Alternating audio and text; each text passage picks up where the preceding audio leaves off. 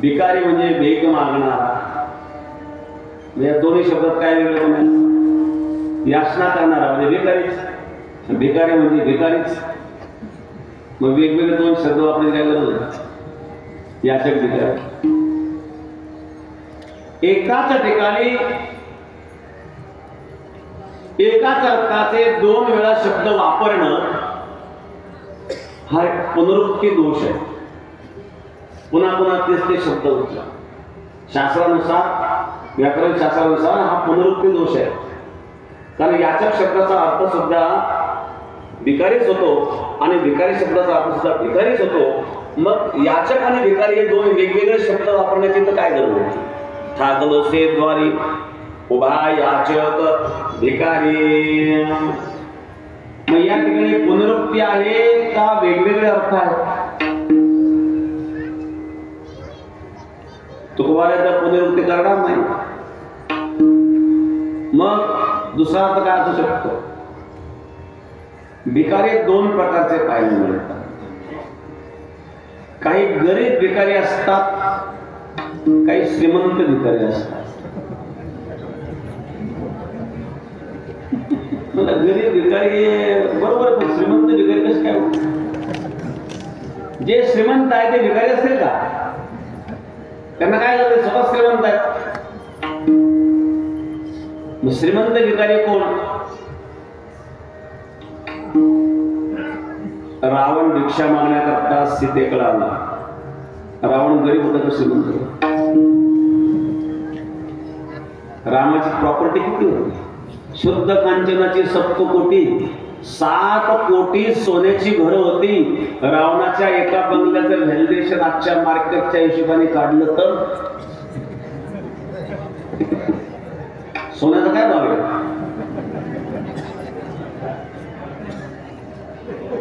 1 लाखच्या आसपास गेला. 1 लाख रुपयाच्या जवळपास गेला. तोळा नव्हता. मग बंगला बांधायला किती तोळे मटेरियल लागतं. इथं तोळ्याचा हिशोब आहे का. मग रावणाच्या बंगल्याचं व्हॅल्युएशन काढलं, आपली सगळी प्रॉपर्टी विकली तर रावणाचं बाथरूम नाही व्हायचं. मग याला गरीब म्हणावं का. असा असणारा हा रावण हातामध्ये भिक्षा पात्र घेऊन भीक मागण्याकरता आला. कथा सर्वांना माहिती आहे. रामायणामध्ये मारीच राक्षसाला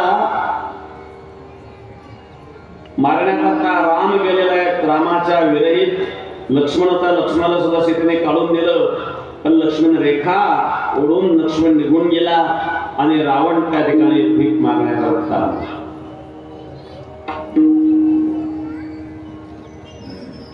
रावण भीक मागण्याकरता आला. एकाने प्रश्न विचारला, महाराज सीतेला एवढं कळत नव्हता का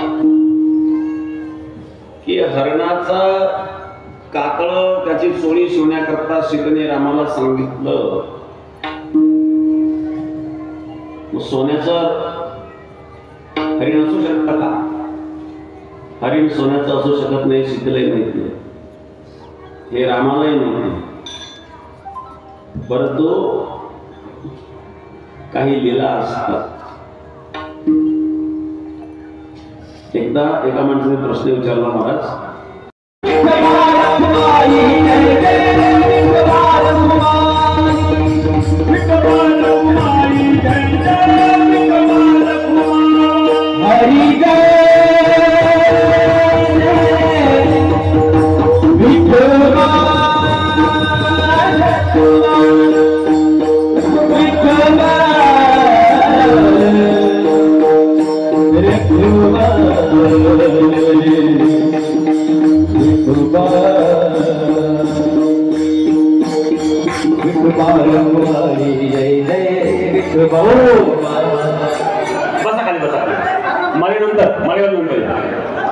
कार्यक्रम संपल्यानंतर या. कोणी येऊ नका.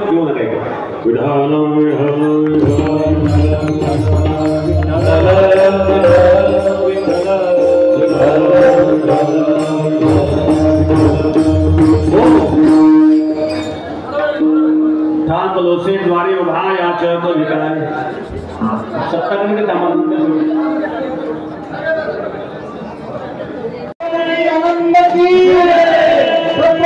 शिवाजी महाराज की गणेश भगवान की, रामचंद्र भगवान की, अशोक भगवान की. 1 मिनिट ऐका. वाजंत्री बंद करा. 1 मिनिट वाजंत्री बंद करा. थांबा. सद्गुरू गंगागिरी महाराजांच्या कृपेने पारंपरिक असणारा हा सप्ताहाचा नारळ गुरुवर्य पूजनीय श्रद्धेय रामगिरी महाराजांनी आम्हाला पात्र समजून ऐका. 7 गावं लहान लहान आहेत म्हणून बाबांनी 7 गावं निवडले. सर्व 7 गावाची 7 असल्यामुळं हा सप्ताह खूप सुंदर आनंदाने पार पडणार आहे. सर्व पंचकृषी सप्तकृषी सर्व महाराष्ट्र देश भारत सर्वांना आमंत्रण आहे. सर्व टाळकरी माळकरी वारकरी सर्व कीर्तनकार कथाकार सर्वांना आमंत्रण आहे. सर्वांनी त्या ठिकाणी यायचं आहे. 30 तारखेला सप्ताह सुरुवात होणार आहे. 30 तारीख ते 6 तारखेपर्यंत 3 जुलै ते 6 जुलै 6 ऑगस्ट या तारखेमध्ये सप्ताह सुरुवात होणार आहे. सर्वांनी मोठ्या प्रमाणे गोदावरीच्या कडेला सद्गुरू रामगिरी महाराजांकडे साधनास्थळी असल्यामुळं गोदावरीच्या तडेला तो सप्ताह होणार आहे. सप्ताहाची जोरात तयारी चालू आहे. सर्वांनी प्रसादाला तिथे यायचं आहे. आमटी प्रसाद सर्वांनी प्रमाणे मोठ्याने तिथे यायचं आहे. सद्गुरू गंगागिरी महाराज की गंगागिरी महाराज की ज्ञानेश्वर माऊली ज्ञानेश्वर माऊली नाराज माऊली ज्ञानेश्वर माऊली नाराज माऊली ज्ञानेश्वर माऊली नाराज माऊली झालेली सेवा प्रभू चरणीस समर्पण. विठ्ठल जय जय विठ्ठल विठ्ठल जय जय विठ्ठल जय विठ्ठल जय जय विठ्ठल जय विठ्ठल जय जय विठ्ठल. आ बोली ने कुडी वेडी वाकुडी वस्तरे क्षमा राज महाराज तुम्ही सिद्ध आ नाही विचारिला भिकारण्या बोला क्षमा राज महाराज तुम्ही सिद्ध तुला हे रे सदा साया पैकी करा समाप राज महाराज तुम्ही सिद्ध